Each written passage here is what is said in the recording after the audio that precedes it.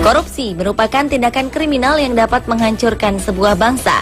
Banyaknya kasus korupsi yang terjadi di setiap negara membuat kerugian yang amat besar bagi rakyat di negara tersebut.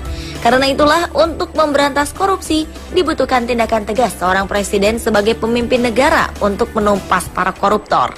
Dan berikut 7 presiden di dunia pembasmi korupsi versi on the spot.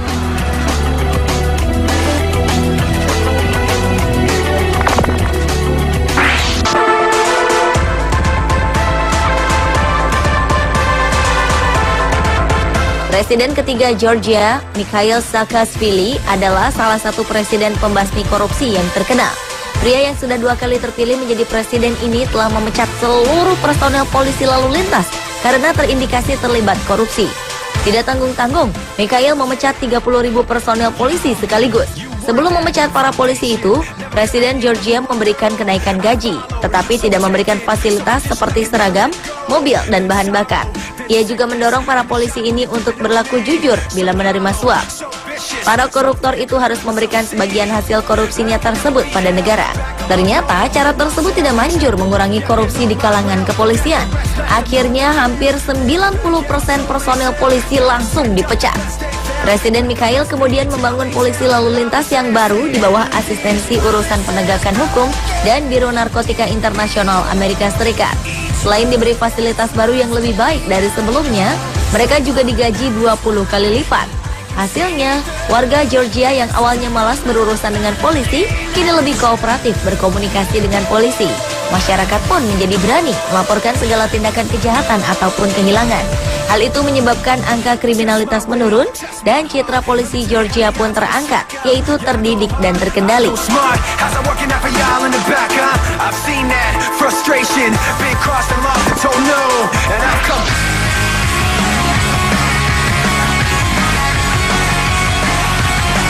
Menghukum seseorang karena tindakan korupsi memang tidak mengenal istilah saudara, kakak, ataupun adik. Jika bersalah haruslah dihukum.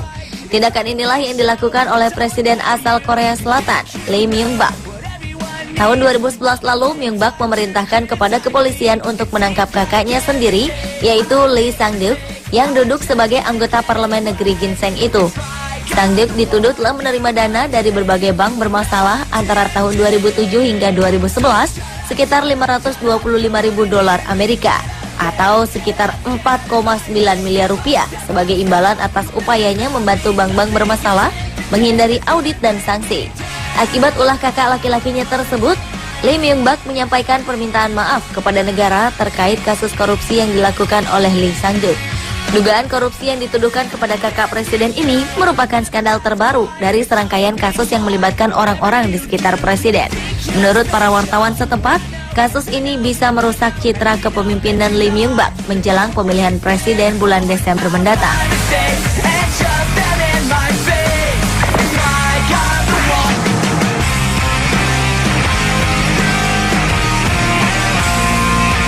Ellen Johnson Sirleaf adalah wanita pertama yang terpilih memimpin negara Liberia dalam sejarah Afrika modern.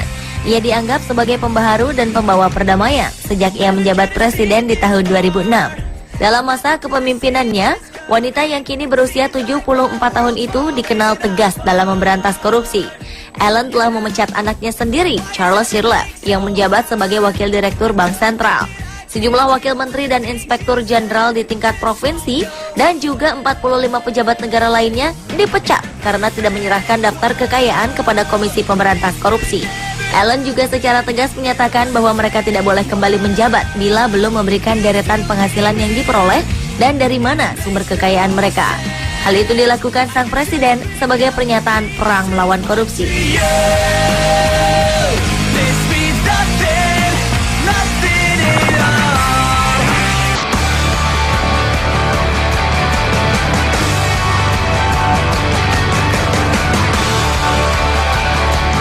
Dalam memberantas korupsi, ternyata negara Cina sangat serius dan tidak main-main.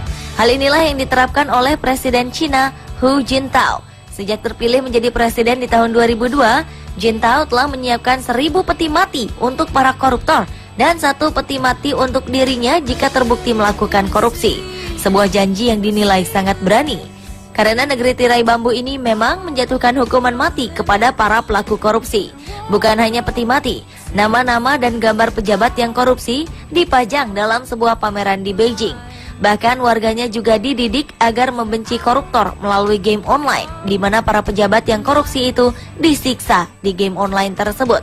Sepanjang tahun 2004, pemerintah Jintao telah menghukum sebanyak 164.000 lebih anggota partai karena menguras uang negara lebih dari ratusan juta dolar Amerika. Menurut Jintao, perang melawan korupsi adalah sebuah perjuangan panjang, rumit, dan susah karena praktek korupsi hampir terjadi di seluruh tingkatan birokrasi Cina. Dan untuk memberantasnya, dibutuhkan niat yang kuat dan keteguhan hati.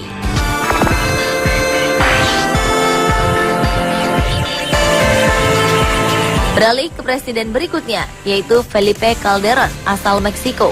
Presiden yang akan segera mengakhiri masa jabatannya ini dikenal dengan ketegasannya dalam hal memberantas korupsi. Sebanyak 3.200 anggota polisi Meksiko dipecat karena tidak bertugas dengan baik terkait dengan kasus korupsi atau karena melakukan kejahatan terorganisasi. Bahkan sejak tahun 2010, lebih dari 4.500 anggota polisi sudah dipecat dari jabatannya. Langkah Presiden Calderón tidak berhenti sampai di situ. Tahun 2011 lalu, ia juga memecat lebih dari 900 polisi di kota Boca del Rio, Meksiko. Kebijakan ini diambil sebagai bagian dari kampanye anti korupsi dan peningkatan keamanan terkait sindikat narkotika.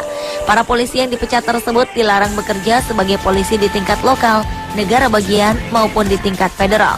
Apa yang sudah dilakukan oleh Presiden Calderón terbilang fantastis dan mendapat pujian dari beberapa negara.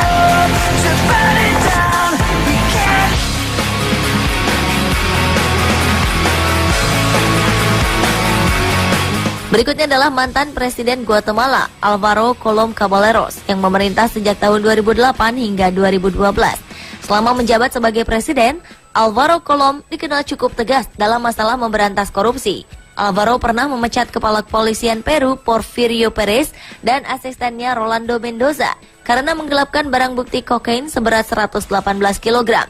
Pria berusia 61 tahun ini juga pernah memecat Menteri Dalam Negeri keempatnya, Raul Velasquez, dan Kepala Kepolisian Peru keempat, Baltazar Gomez, atas kasus korupsi dan dugaan penyelundupan narkoba. Alvaro juga mengecam bandar dan produsen narkoba di balik kasus-kasus korupsi polisi ini. Menurut pengakuan Alvaro, bandar-bandar narkoba tersebut telah membuat semua orang menjadi koruptor, termasuk Kepala Kepolisian Guatemala. It starts with I don't know why. It doesn't even matter how hard you try. Keep that in mind. Salah satu presiden terpilih asal Peru, Ollanta Humala, membuat langkah berani setelah dirinya resmi menjabat presiden Peru pada tahun 2011 lalu. Tak lama setelah dilantik, pria berusia 50 tahun ini langsung bertindak cepat dengan memecat 30 orang dari 55 jenderal polisi, kolonel dan komandan distrik, dan juga kepala kepolisian Laul Bacera. Ke-30 jenderal yang dipecat tersebut diduga sebagai koruptor dan memiliki hubungan dengan peredaran obat terlarang. Langkah berani ini disebut-sebut sebagai tindakan terbesar sepanjang sejarah kepolisian Peru. Apa yang sudah dilakukan oleh Ollanta tersebut merupakan janjinya saat berkampanye menjadi presiden Peru, yaitu memberantas korupsi dan menyatakan perang terhadap peredaran obat-obatan terlarang.